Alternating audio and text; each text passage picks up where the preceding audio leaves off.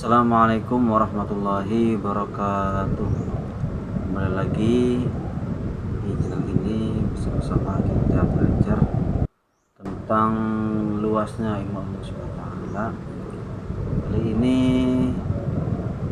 kita masuk ke kitab Nasoihul Ibad, makalah ke-26.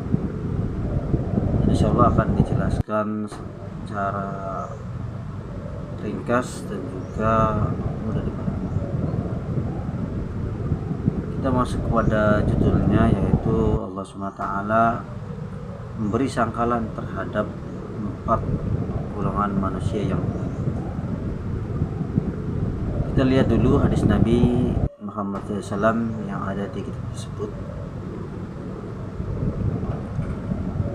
Dalam hadis ini Allah SWT pada hari kiamat memberi sangkalan hujah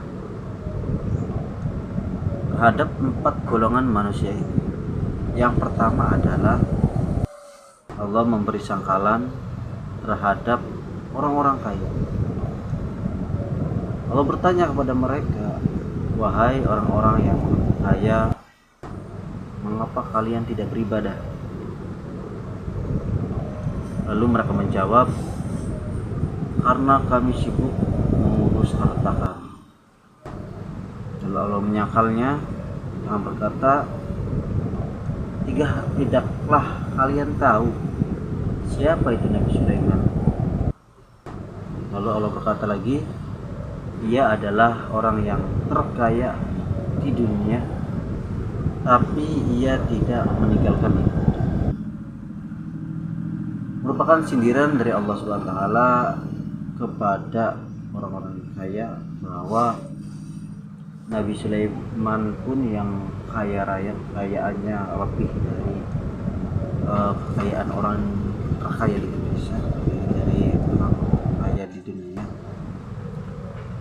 Nabi Sulaiman aja yang kaya, yang begitu kaya, itu tetap beribadah kepada Allah SWT, tidak pernah meninggalkan kewajibannya. Kalaupun kita sebagai orang yang sibuk dikarenakan pekerjaan kita misalnya, itu ada beberapa cara atau rukhsah, keringanan di dalam agama Islam, seperti halnya mengqashar sholat, artinya meringkas sholat yang tadinya 4 menjadi 2, ataupun dijamak, takdim atau jamak takhir. Itu adalah keringanan dari Allah SWT kepada umat Islam. Sebagaimanapun keadaan kita wajib sholat kepada Allah Subhanahu. Yang kedua, Allah memberi sangkalan terhadap para karyawan atau para pekerja. Terbiasa Allah bertanya, "Mengapa kalian tidak beribadah kepada Allah SWT?" Lalu mereka menjawab, "Karena kami sibuk memberi pelayanan kepada majikan kami." Allah berhujah, "Tidakkah kalian tahu siapa itu Yusuf? Tahu enggak Nabi Yusuf?" Allah menjawab, menerangkan Yusuf adalah seseorang yang hamba atau pekerja yang ada di bawah perintah Raja Mesir, istrinya, tapi dia tidak meninggalkan ibadah. Kita tahu Nabi Yusuf adalah seorang menteri pada zamannya, yang mana meskipun beliau sibuk dengan pekerjaannya, beliau tetap menjaga iman, tetap menjaga ibadah, tidak lupa sama Allah SWT, malah menjadikan pekerjaan tersebut sebagai lahan untuk ibadah Allah SWT. Yang ketiga adalah Allah memberi sangkalan terhadap orang-orang yang sakit. Kadang orang sakit itu selalu mengeluh. kita dengarkan Allah Subhanahu wa taala berkata, wahai orang-orang yang sakit, mengapa kalian tak beribadah? Lalu mereka menjawab, karena kami sakit dengan sangat parah. Beralasan karena sakit. Lalu Allah memberi sangkalan dan berkata, tidakkah kalian tahu siapa itu Nabi Ayub? Lalu Allah menjelaskan, dia menderita sakit yang sangat teramat parah selama 17 tahun kurang lebih, tapi tidak pernah sekalipun meninggalkan ibadah. Kita tahu penyakit Nabi Ayub itu sangat parah, bahkan orang-orang tidak mau dekat dengan beliau saking parahnya. Kalau kita yang hanya mungkin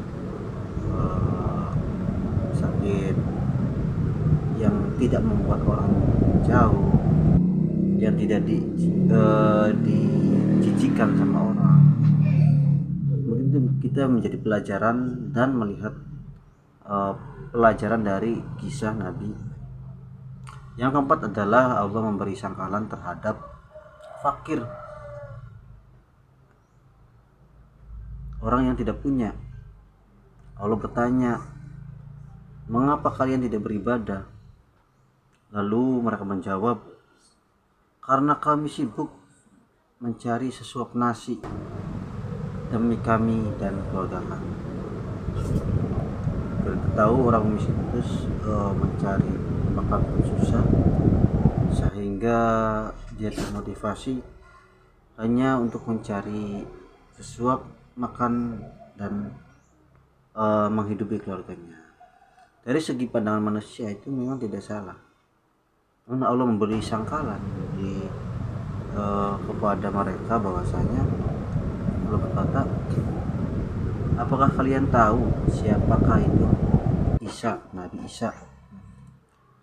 Lalu Allah menerangkan lagi, dia adalah orang terfakir di dunia, namun ia tak sekalipun meninggalkan ibadah. Tahu Nabi Isa sangat fakir sekali, bahkan beliau tidak punya rumah, sehingga di gua-gua yang sepi, bahkan bajunya aja hanya punya satu, mangkuk cuma satu, sendok cuma satu. Sedangkan kita yang mempunyai rumah, punya kendaraan, bajunya banyak, mempunyai alat-alat dapur yang lengkap, kita merasa kurang, fakir. Allah memberikan pelajaran dari kefakiran Nabi Isa, yang mana Nabi Isa pun yang fakir malah sangat beribadah kepada Allah Subhanahu wa taala. Itu mungkin sangkalan-sangkalan yang Allah berikan, yang semoga manusia bisa mendapatkan pelajaran dari nabi-nabi Allah tersebut. Itu faidahnya. Terakhir, kesimpulan, Nabi Sulaiman adalah nabi yang kaya dunia, yang mana Nabi Sulaiman itu dapat berbicara dengan hewan, dengan jin, dengan angin dan lain sebagainya, sehingga tidak kekurangan sekalipun. Bahkan kekayaannya melebihi dari Korun yang bekerja. Sulaiman tak bekerja pun, kalau ingin mendapatkan masih banyak, beliau sanggup. Orang sekaya Nabi Sulaiman pun, yang enggak ada nominalnya yang luar biasa, kekayaannya luar biasa, itu masih tetap beribadah kepada Allah SWT. Yang kedua adalah kita belajar dari Nabi Yusuf. Nabi Yusuf ini seorang yang bekerja di Kementerian Raja Mesir di bawah kekuasaan raja. Artinya seorang nabi yang menjadi bawahan seorang raja. Nabi Yusuf masih menjaga imannya kepada Allah SWT, tidak pernah melanggar Allah SWT. Yang ketiga adalah kita belajar dari Nabi Ayub alaihissalam, yang mana beliau mendapatkan penyakit yang sampai orang itu tidak mau mendekat kepada beliau, mengurus beliau tidak mau, dan waktunya pun tidak sebentar. Seorang nabi yang dikucilkan, gimana perasaannya? Kita bisa belajar dari kisah Nabi Ayub tersebut. Dan semoga yang sekarang saudara kita yang memiliki sakit disembuhkan, dimudahkan rezekinya untuk berobat dan lain sebagainya, dan mudah-mudahan jangan lupa ingat ibadah kepada Allah SWT. Sholat itu meskipun kita sakit, kita tetap diwajibkan. Kalau tidak bisa berdiri, kita duduk. Kalau tidak bisa duduk, dengan berbaring dan lain sebagainya. Yang terakhir kita belajar pada kisah Nabi Isa, yang mana dia seorang nabi yang pangkatnya tinggi di antara manusia yang awam, namun beliau beriman kepada Allah SWT. Bahkan rumah, baju pun satu, pun ada mahkota tidak dibayangkan. Kita lihat di rumah kita begitu banyak aksesoris yang ada di rumah, mulai dari peralatan dapur sangat lengkap, pisau pun ada banyak, piring pun ada banyak, apalagi di lemarinya udah ada stok-stok makanan, stok-stok